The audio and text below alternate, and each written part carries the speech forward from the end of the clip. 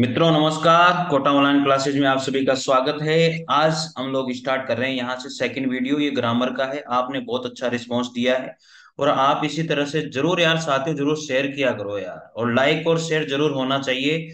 और कमेंट आप किया करो आपको कैसा लग रहा है साथियों। अगर पहली बार आप विजिट करते हो चैनल को, जरूर से जरूर आप सब्सक्राइब कर लीजिए ताकि आपको जो है इस तरह के प्रश्न यहाँ पर मिलते रहिए साथियों। साथियों अगर ये आप पीडीएफ लेना चाहते हो तो मेरे टेलीग्राम चैनल को आप ज्वाइन कर लीजिए। डिस्क्रिप्शन में इसका लिंक है ताकि आपको इसकी पीडीएफ वहां पर मिल जाए। चलिए प्रश्न नंबर आज से स्टार्ट हम लोग कर रहे हैं। ये आज वाला प्रश्न है सगोश अल्प प्राण। साथियों इसमें दो बातें पूछी है उन्होंने।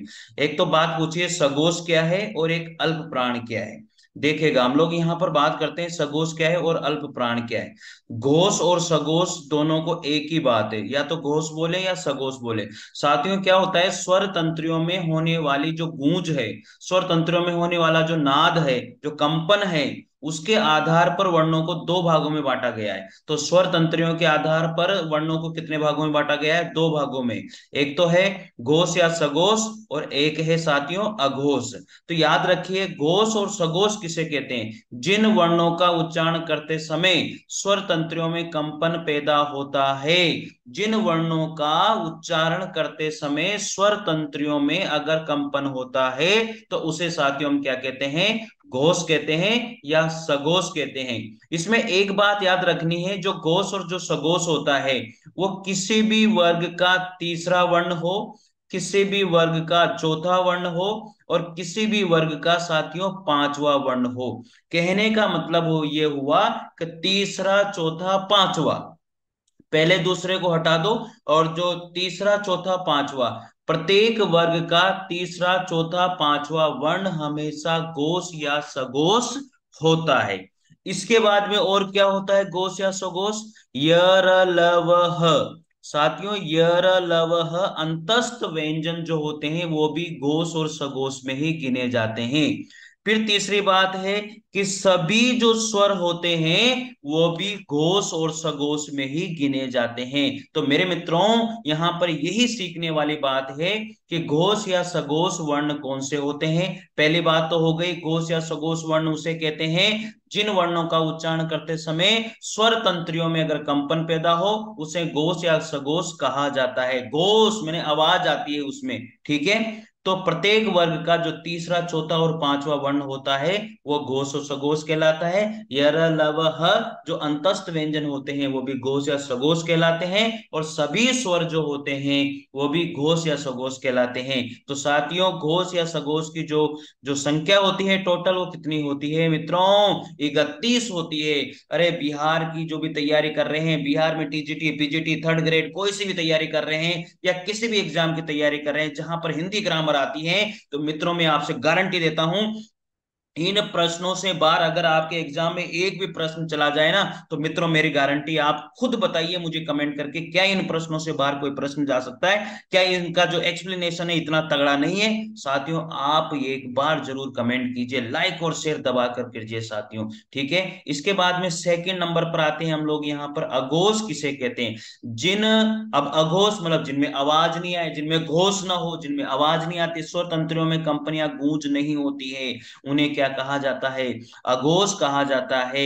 और अघोष की जो संख्या होती है वो कितनी होती है मित्रों? 13 होती है। तो याद रखिएगा घोष और सघोष की संख्या 31 होती है। उल्टा कर दो, इधर 3 और 1, सघोष और घोष में 31, आगे कर दो एक को, कितनी हो जाएगी? 13। तो एक बार बताओ घोष और सघोष में वर्ग का कौन सा व्यंजन था? तीसरा चौथा पांचवा था। तो इधर घोष और सघोष में वर्ग का कौन सा व्यंजन हो जाएगा? पहला और दूसरा हो जाएगा। अरे समझ गए समझ गए समझ गए मित्रों, आप समझ गए रे मित्रों, याद हो गया। उसके बाद में वहां पर अंतस्थ व्यंजन थे, तो यहाँ पर क्या हो जाएगा? स स स ह। अरे कौन से व्यंजन हो जाएंगे यहाँ पर? स स स ह। ऊष्म व्यंजन हो जाएंगे। स स स स स स। उधर जो ऊष्म व्यंजन में ह है वो उधर चला जाएगा, याद रखिएगा।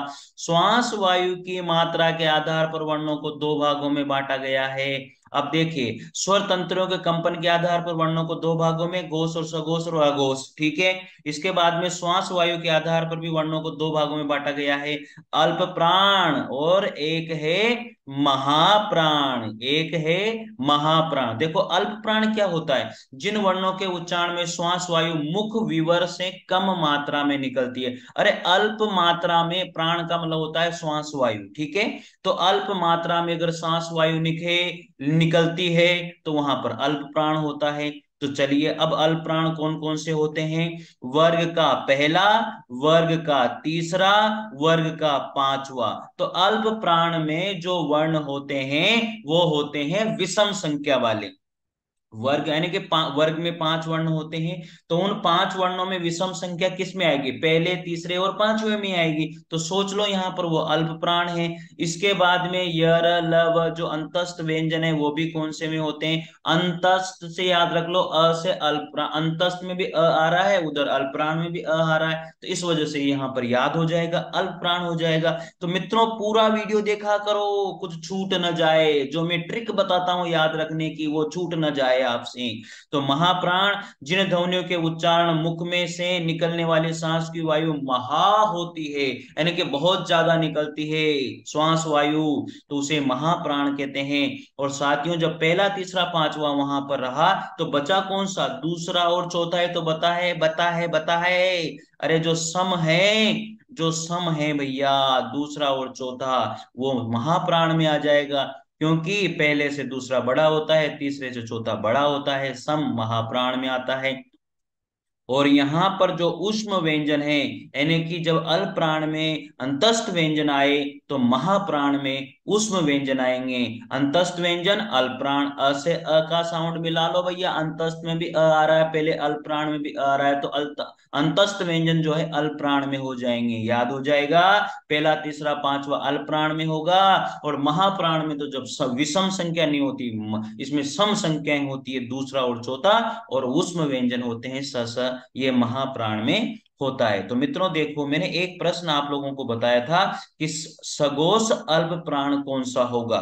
तो सगोष अल्प प्राण, देखो सगोष क्या होता है, यहां पर देखो पहले तो सगोष की बात हम लोगों ने करी, तो कौन सा होता है सगोष, तीसरा चौथा पांचवा। तो यहाँ पर द, यानी कि द जो वर्ण उसमें आ रहा है तीसरा चौथा पांचवा वर्ण, यानी कि त थ द द, त थ द तीसरा वर्ण हो गया। चलो अब आगे बात और क्या कहता है ये, यहाँ पर अल्प प्राण भी होना चाहिए। अल्प प्राण में हम लोग क्या करते हैं, पहला तीसरा और पांचवा करते हैं, तो तीसरा इसमें भी आ रहा है, तीसरा उसमें भी आ रहा है, इसका मतलब यहाँ पर द ऑप्शन ही राइट होगा, ये वाला सेकंड ऑप्शन इसका राइट हो जाएगा। इस तरह से आप लोगों को देखना है। ये पूरी टेबल आप लोगों ने पढ़ ली है अच्छे से, एक बार आप फिर पढ़ लेना। ये पूरी की पूरी जो टेबल है ये वाली, ये पूरी टेबल आप अपने रजिस्टर में भी उतार लेना।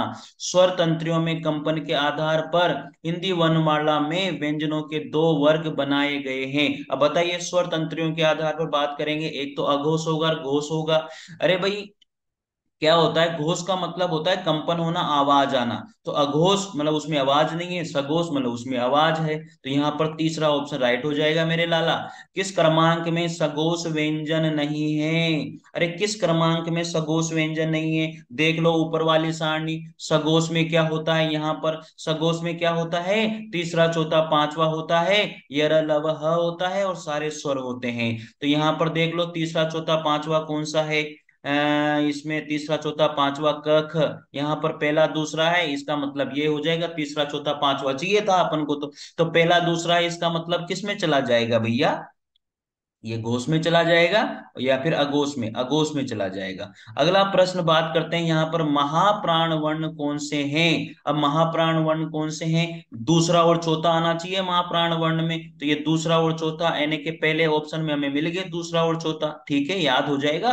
किस क्रमांक में सघोष व्यंजन है, अब सघोष व्यंजन में कौन सा होना चाहिए, तीसरा चौथा पांचवा होना चाहिए या एरलव होना चाहिए, तो ये सेकंड ऑप्शन यहाँ पर एरलव मिल गया, तो ये सघोष व्यंजन हो गया। चलिए आगे बढ़ते हैं, बिल्कुल टाइम वेस्ट नहीं करना है, डायरेक्ट क्वेश्चन पढ़े, डायरेक्ट ऑप्शन पढ़े। आपने अनेक यूट्यूब चैनल पर देखा होगा टाइम निकालने के लिए वो चार चार ऑप्शन पढ़ते हैं, मैं ऐसा नहीं करूंगा, आपके पास बिल्कुल भी टाइम नहीं है साथियों। लेकिन लाइक और शेयर जरूर कीजिए और वीडियो को पूरा देखिए, और पहली बार देखते हो तो सब्सक्राइब कीजिए। पीडीएफ प्राप्त करने के लिए आपको टेलीग्राम चैनल से जुड़ना पड़ेगा, डिस्क्रिप्शन में इसका लिंक है। यहाँ पर हिंदी साहित्य का इतिहास भी मैं पूरा कंप्लीट इसी तरह से करा रहा हूं, ठीक है। किस क्रमांक में अघोष व्यंजन है। अब देखो लाला, अघोष व्यंजन में क्या होता है, मैंने बताया था आप लोगों को, पहला और दूसरा होता है त थ। यहाँ पर पहला और दूसरा त थ, ये वो ऑप्शन राइट हो गया ना। देखो किस क्रम में अघोष व्यंजन नहीं है। अब अघोष व्यंजन नहीं है, पहला दूसरा तीसरा, पहला दूसरा अघोष होता है, तो यहाँ पर तीसरा चौथा पांचवा क्या होता है, वह घोष होता है। और ये रलव होता है, तो ये सगोश हो गया ये रलव, बाकी सारे के सारे क्या है, अघोष हैं। तो ये एरलव सगोश है, इसलिए ये अघोष नहीं है। अगला, किस क्रम में अल्प प्राण ध्वनि है। अब अल्प प्राण की ध्वनि में देखो, अल्प प्राण में क्या होता है, विषम संख्या होती है, 1 3 5 होता है। तो यहाँ पर देखो प फ ब 1 3 5 में ये 1 और 3 हो गया इसमें, और ये लव आता ही है, तो ये तीसरा वर्ण इसमें हो जाएगा साथियों। अल प्राण वर्ण कौन सा है। अरे अल प्राण जो वर्ण है वो कौन सा हो जाएगा इसमें। अल प्राण जो वर्ण है साथियों, वो देखो सबसे अच्छी बात क्या है, अल्प प्राण जो वर्ण है, ये देखिएगा। तो मित्रों आगे बात करते हैं, अल्प प्राण वर्ण कौन से हैं। अब मैंने आप लोगों से बोला था कि जो अल्प प्राण होते हैं उसमें पहला दूसरा वर्ण आता है, और अल्प प्राण का मतलब यह है कि जिसमें वायु कम निकलती है। तो ये बात मैंने आपसे करी थी। तो पहला, और पहला दूसरा नहीं, पहला और तीसरा और ये पांचवा वर्ण आता है। तो यहाँ पर जो है साथियों, पहला ऑप्शन राइट हो जाएगा। महाप्राण में मैंने बताया था आपको, दूसरा और चौथा वर्ण आता है। तो ठीक है, दूसरा चौथा तो इसमें है नहीं, लेकिन इसमें ऊष्म वर्ण जो है, जो महाप्राण में आते हैं, तो इसलिए यहाँ फोर्थ तो ऑप्शन राइट हो जाएगा। चलिए आगे बढ़िए, कौन सा वर्ण घोष नहीं है। कितनी प्यारी बात कही है कि कौन सा वर्ण घोष नहीं है। घोष का मतलब जिसमें आवाज नहीं आती, स्वर तंत्रियों में कंपन नहीं होता, तो वो कौन सा नहीं है। तो इसमें सेकंड ऑप्शन राइट हो जाएगा, छ जो है वो घोष नहीं है साथियों। मैंने आपको बताया था पहला पहला दूसरा तीसरा चौथा, तीसरा चौथा पांचवा घोष होता है। तो यहाँ पर च छ ज, च छ, तो इस तरह से यहाँ पर ये हो जाएगा। घोष वर्णों को याद करने की सबसे बढ़िया ट्रिक है, 3:45 ब्यावर रैली में घोषणा हुई। 3:45 पर बजे ब्यावर रैली में घोषणा हुई।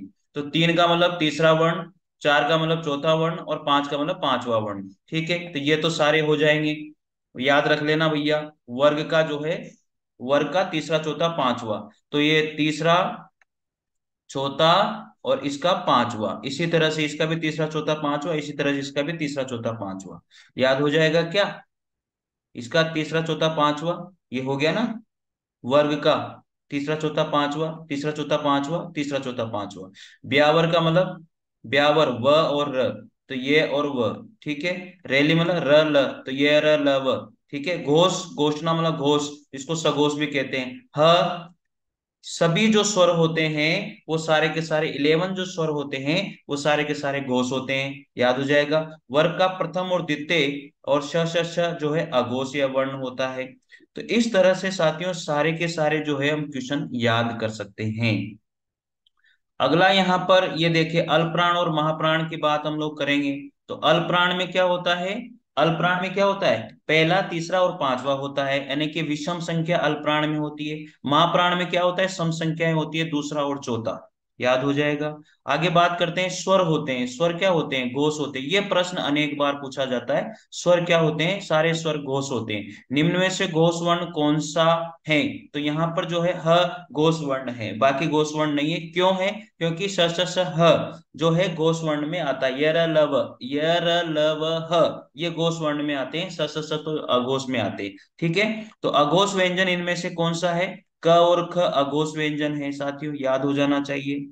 ठीक है, किस क्रम में अघोष व्यंजन है, तो कौन सा क्रम है जिसमें अघोष व्यंजन है, वो है अपना प और फ, इसमें अघोष व्यंजन है। किस क्रम में घोष वर्ण नहीं है, तो घोष वर्ण कौन सा नहीं है, ट वर्ण एक घोष वर्ण नहीं है। मैंने आपको बताया था तीसरा चौथा पांचवा जो है घोष वर्ण होता है, लेकिन यहाँ तो ट तो पहला ही वर्ण है, क च ट तप, ये पहले वर्ण है सारे के सारे, इसलिए ये घोष वर्ण नहीं है। निम्नलिखित में से वतश्चर्य, ये देखो वतश्चर्य, मुख विवर में ऊपरी दांतों के भीतरी मसूड़ों के ऊपर का खुदरा भाग जो होता है उसको वतश्चर्य कहते हैं। न स ज र ल वतश्चर्य वर्ण मान व्यंजन माने जाते हैं, आदिकाल में इनका विकास हुआ था। तो याद रखिए ये 5 वर्ण हैं जो वतश्चर्य माने जाते हैं, न स ज, न नस, जरल, नस जरल, नस जरल, निस जरल। तो यहाँ पर ल और स दोनों ही वर्ण जो है वो वतस्वर है, इसलिए ये क्वेश्चन थोड़ा सा गलत हो जाएगा।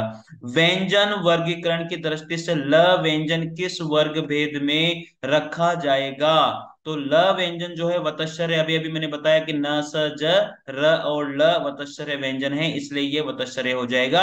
और मुख विवर में जो ऊपरी दांतों के भीतरी मसूड़ों के ऊपर का जो खुदरा भाग होता है उसे वतस्वर कहा जाता है। उच्चारण स्थान की दृष्टि से इनमें से कौन सा व्यंजन तालव्य है?